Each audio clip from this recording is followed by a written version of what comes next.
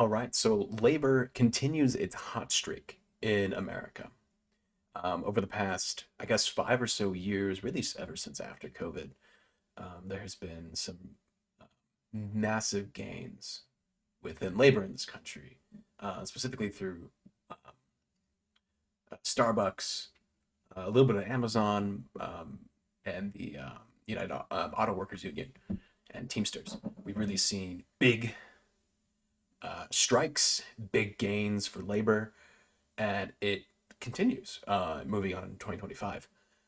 We see that a an Amazon, sorry, warehouse has began its voting to start a union. This was a couple of days ago, but we see here that Amazon is continuing its practices to union bust. This is in Raleigh, North Carolina. In early February, a new structure cropped up property line. An 8x8 bright yellow cutting tent, a striking silhouette against the gray warehouse. Affixed to the tent poles are signs with the big block letters, "Vote Union Yes." Um, so we can see that there is a lot of enthusiasm here to unionize the store. But Amazon has began its typical union busting measures here. They've installed security cameras. They've kind of whipped together the management to go against it. But the current strike is demanding that pay be increased to $30 an hour, paid sick leave, increasing break times from 30 minutes to an hour. And this is compared to the current starting pay, which is 18 hours and 50 cents. That'd be a massive pay raise, especially for these people who often work more than one jobs.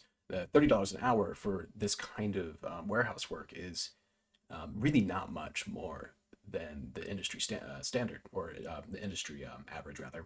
So this is just only a little bit above that, and frankly, a more than reasonable wage for this very difficult warehouse work.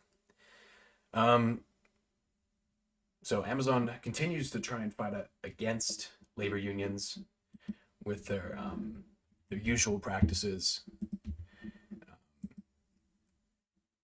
and this comes at all time a period. This is from, I believe, Gallup, showing that support for unions is at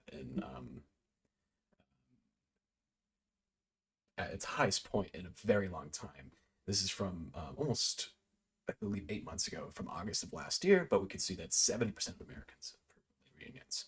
So this comes at a time where labor is very popular, labor is gaining a lot of momentum, and people are seeing material benefits come from supporting labor unions and being a part of a labor union. And this is really important when we come at a time where we're going to need um, community-led organizing um, and power being developed from the bottom up. This is going to come primarily through labor power. There was still a lot of power with labor in this country. There's still a lot of numbers, a lot of money there, and in these next 4 years, it's really important that labor continues to grow. Labor continues to gain in strength and gain in popularity as more and more Americans see that DC is not delivering for people, as they see that both parties are just actively not uninterested in delivering for people. They'll see that labor unions are delivering for people. As labor unions begin to, or not necessarily labor unions, but the people in labor, labor members, and those community organizers begin to infiltrate, ideally, these parties, probably more likely the Democrats.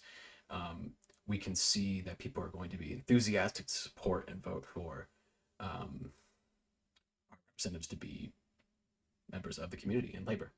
And that will be big to really deliver positive and impactful change in this country when it's at its bleakest.